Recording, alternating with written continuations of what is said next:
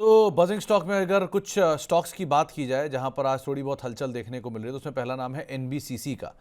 Company को करीब करीब 45 करोड़ रुपए के ऑर्डर मिले हैं केनरा बैंक का रीजनल सर्किल ऑफिस बिल्डिंग बनाने के लिए। ये रांची झारखंड में कंपनी बिल्डिंग बनाएगी, जिसको लेकर ये ऑर्डर मिला और आज के फॉल में एटलीस्ट ये हरे निशान में कामकाज कर रहा है। सो लवलेश सर, कैसे देख रहे हो आप इसे? देखिए, एनबीसीसी को ऑर्डर्स मिलते रहते हैं। मैं पहली बात बता दूं। दूसरी बात, हाँ, ऑर्डर्स के बेसिस में आपको एक न्यूज बेस्ड रिएक्शन जरूर देखने को मिलता है। फिलहाल एनबीसीसी एक रेंज में है और वो रेंज सस्टेन कर रहा है स्टॉक सितंबर से। अच्छी बात यह है कि जहां दूसरे स्टॉक्स में हमने जो भी डिस्कस करे इतनी गिरावट है, ये वो स्टॉक है जो फिलहाल पॉजिटिव नोट पे ट्रेड कर रहा है और स्ट्रक्चर काफी कुछ बुलिश है as compared to other stocks. NBCC news base पे तो ठीक है, पर टेक्निकली मुझे लगता है 120 के ऊपर अगर निकलता है तो स्टॉक में ये जो फिलहाल का 131 का स्तर इसने बनाया था वो आपको देखने को मिल सकता है। और 131 से 138 इसका ऑल टाइम हाई का जोन है। 120 के ऊपर डेफिनेटली अच्छा है। एनबीसीसी शॉर्ट टर्म या मिड टर्म के हिसाब से मध्यम अवधि में निवेशक इसमें 120 के ऊपर पोर्टफोलियो में ऐड कर सकते हैं। वहां से इसमें एक फिर अपसाइड बन सकता है 15%। तो एक राय आपको दी गई है एनबीसीसी के रेफरेंस में भी। कुछ और नामों में एक कोटक महिंद्रा बैंक को देखिए, स्टॉक स्प्लिट आया है और 40 ईयर्स हुए हैं कोटक महिंद्रा बैंक के। एक शेयर को 5 शेयर में विभाजित हो गई है। क्या किया जाए यहाँ पर? नहीं, अच्छा है। कोटक महिंद्रा बैंक ऐसा है जो एक फिलहाल अच्छी रैली दी थी स्टॉक ने। ऑलमोस्ट 1600 से 2200 के स्तर देखने को मिले थे। फिलहाल जोन में है, स्टॉक स्प्लिट आया है।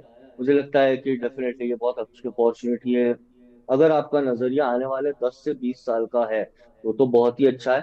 5 साल में भी मुझे लगता है कि Kotak Mahindra bank is definitely a good bet, क्योंकि इसमें जो रेंज है वो एक्सपांड हो रही है।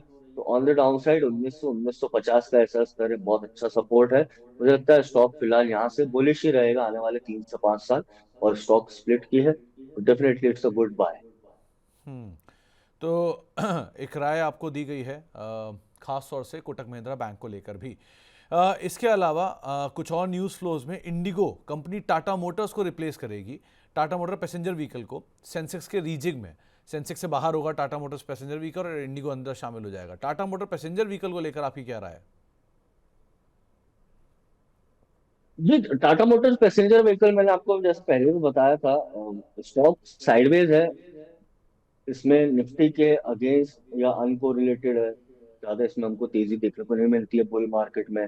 फिलहाल मुझे लगता है कि स्टॉक, अगर आपका नजरिया आने वाले 1 से 2 साल का तो हो मिनिमम, तो आप 350 से 360 के आसपास इसमें अक्यूमुलेट कर सकते हैं, क्योंकि काफी अच्छा एक बॉटम 330 के आसपास है। तो रिस्क रिवॉर्ड के हिसाब से भी फेवरेबल है।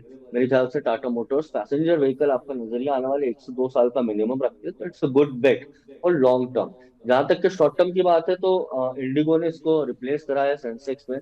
इंडिगो ऑब्वियसली मार्केट मोनोपोली है, अच्छा खासा मार्केट शेयर है। इंडिगो को तो डेफिनेटली, अगर यहाँ पर फिलहाल इसमें न्यूज बेस्ड इवेंट है, पर इंडिगो एक बार 6000 का स्तर तोड़ता है तो इसका जो ट्रेंड चला था 3800 से वो कंटिन्यू रहेगा। तो वो भी एक शॉर्ट टर्म में 4000 6000 के ऊपर अच्छी बेट है। मुझे लगता है इंडिगो में भी एक बुलिश ट्रेंड बनता हुआ दिखेगा फिर। ओके, तो एक राय आपको इंडिगो के लिए और टाटा मोटर्स पैसेंजर व्हीकल दोनों के लिए दी गई है। आप उसको यहाँ पर फॉलो कर सकते हैं। साथ ही साथ कर्नाटका बैंक आदित्य कुमार हलवासिया ने 38 लाख शेयर खरीदे हैं 185 रुपए के दाम पे। तो यहाँ क्या करना चाहिए? नहीं, अच्छा खासा है। अगर आपने इतनी वॉल्यूम में बाय करा है, 38 लाख आपका वॉल्यूम है।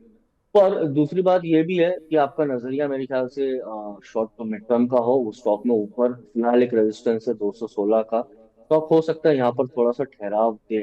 दूसरी बात यह है कि दोनों दिन जो कर्नाटका बैंक में ट्रेडिंग हुई है, आप देखिए highest volume in a year आया है। इससे पहले ऐसे हमने वॉल्यूम स्टॉक में 2023 और 2022 में देखा। तो जब भी इतना वॉल्यूम आता है तो थोड़ा सा स्टॉक साइडवेज होता है। पर आप नजरिया आने वाले 3 महीने का रखेंगे तो मेरे ख्याल से एक अच्छा ब्रेकआउट हुआ है स्टॉक में। ट्रायंगल पैटर्न का ब्रेकआउट हुआ है, तो यहाँ से एक शॉर्ट टर्म में 240 और 240 के ऊपर स्टॉक 270 तक के स्तर दिखा सकता है। और बैंकिंग में बैंकिंग स्टॉक्स लीड कर ही रहे।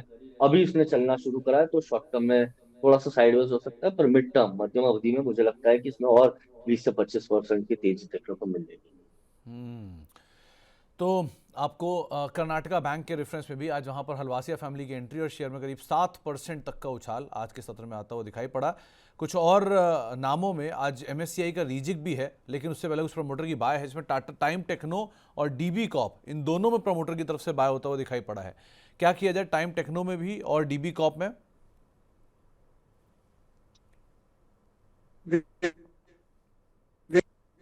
तो फिलहाल साइडवेज है, ठीक है, उसमें बाइंग आई है, पर डीबी कॉर्प मुझे लगता है कि फिलहाल रेंज में ही रहेगा, नीचे 250, ऊपर 275।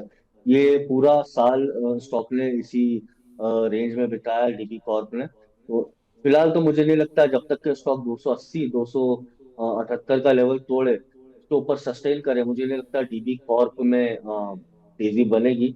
दूसरा, टाइम टेक्नो की बात करें, टाइम टेक्नो फिलहाल 197 198 के लेवल पर आ रहा है। जो करेक्शन है वो थोड़ा सा और नीचे रह सकता है, स्टॉक में अगर एक बॉटम बनना है तो वो 180 से 185 का जोन है। वहां मुझे लगता है कि टाइम टेक्नो में एक शॉर्ट टर्म अच्छा सपोर्ट है, वहां पर थोड़ा सा इसमें जो बिकवाली अभी जारी है वो रुकनी चाहिए। तो बिकवाली जो है वो आगे भी शायद थोड़ी सी थमनी चाहिए। दो तीन नाम और देखिए, आज एक एमएससीआई का फ्लो आएगा सेकंड हाफ में, जिसमें फोर्टिस हेल्थकेयर का नाम शुमार है, जिसमें पेटीएम का नाम शुमार है, सीमेंस एनर्जी का नाम शुमार है। सो ये फोर्टिस और सीमेंस और ये सब जो कंपनियां हैं, पेटीएम, इनमें क्या किया जाए?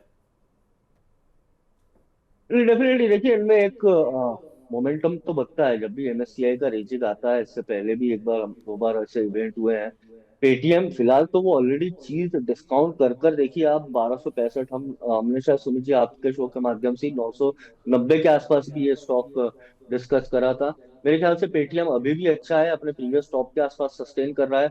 अगर ये स्टॉक आपको 1250 से 1230 के आसपास भी मिले तो मेरे ख्याल से स्टॉक में तेजी बने रहेगी। ऊपर में ये स्टॉक अपना जो ऑल टाइम हाई है, अगर आपका धैर्य इतना है, मेरे ख्याल से 1830 जो इसका ऑल टाइम हाई है वो जोन टेस्ट करेगा आने वाले 6 से 9 महीने में।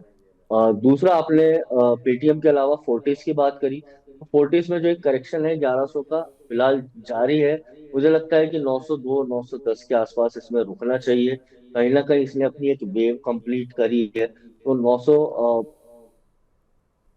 910 मेरे ख्याल से यहाँ तक के स्टॉक में एक गिरावट रहेगी। यहाँ पर स्टॉक में थोड़ा बहुत आप बोल सकते हैं साइडवेज जोन आ सकता है।